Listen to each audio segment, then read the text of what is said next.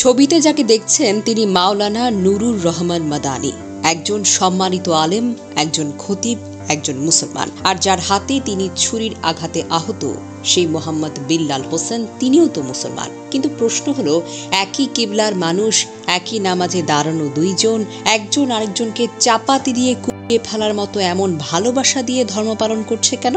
11 জুলাই 2025 শুক্রবার জুমার নামাজ শেষ হওয়ার কিছু পরেই চাঁদপুর সদর উপজেলার প্রফেসর পাড়ার মোল্লাবাড়ি জামে মসজিদে ঘটে এক গা শিউরে ওঠার মতো ঘটনা। মাওলানা নুরুর রহমান মাদানী দাঁড়িয়েছিলেন নামাজ শেষে মুসল্লিদের সাথে কথা বলার জন্য। হঠাৎ মুসল্লিদের ভেতর থেকে মোহাম্মদ বিল্লাল হোসেন নামের এক ব্যক্তি চাপাতি দিয়ে ঝাঁপিয়ে পড়ে তার উপর। কয়েক সেকেন্ডের মধ্যে রক্তে ভেসে যায় মসজিদের মেঝে। আঘাত এতটাই ভয়ানক ছিল যে 10 থেকে 12টি সেলাই লেগেছে খতিবের মাথায়, ঘাড়ে ও শরীরে।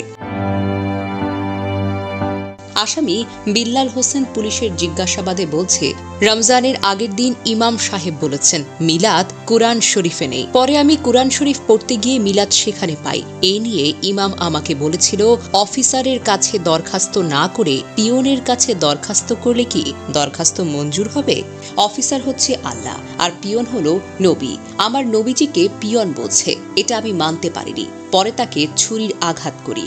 প্রত্যক্ষদর্শীরা জানান, নামাজ শেষে হঠাৎ করেই মোহাম্মদ বিল্লাল হোসেন নামের এক তরকারি বিক্রেতা মসজিদের ভেতরে প্রবেশ করে খতিবকে চাপাটি দিয়ে কুপিয়ে গুরুতরভাবে আহত করে।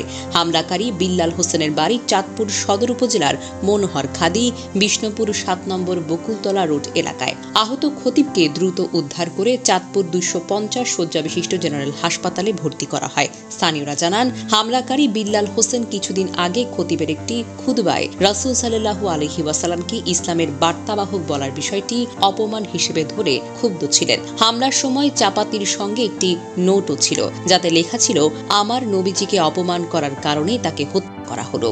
তবে স্থানীয় ধর্মপ্রাণ মুসল্লিরা বলেন, খতিব কোনোভাবেই এমন বক্তব্য দেননি যা ধর্মীয় অনুভূতিতে আঘাত করে, বরং এটি ছিল উদ্দেশ্য প্রণোদিত একটি উগ্র কর্মকাণ্ড। এই ঘটনায় তীব্র নিন্দা জানিয়েছেন স্থানীয় মুসল্লি ও এলাকাবাসী। তারা দোষীর দৃষ্টান্তমূলক শাস্তির দাবি জানিয়েছেন। এ বিষয়ে চাঁদপুর সদর মডেল থানার অফিসার ইনচার্জ মোহাম্মদ বাহার মিয়া বলেন, আসামিকে ঘটনাস্থল থেকে আটক করা হয়েছে। তার বিরুদ্ধে আইনানুগ ব্যবস্থা গ্রহণ করা হচ্ছে। এই ঘটনায় পুরো এলাকায় ব্যাপক চাঞ্চল্যের সৃষ্টি হয়েছে। পুলিশের টহল জোরদার করা হয়েছে।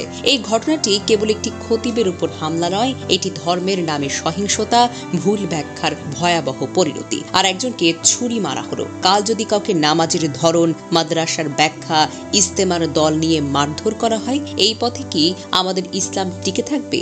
না, বরং বিভক্ত হবে হাজার হাজার টুকরায়। আজ একজন মুসলমান আরেক মুসলমানের রক্ত ঝরিয়েছে, তাও আবার মসজিদের ভেতরে। এটি শুধু নৃশংসতা নয়, এটা ইসলামের বিরুদ্ধে অপমান।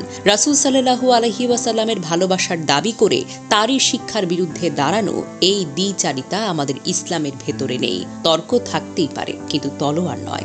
মতভেদ থাকতেই পারে, কিন্তু চাপাতি নয়। এই সমাজে আমাদের দরকার আলোচনার, অপব্যাখ্যার নামে খুনের নয়।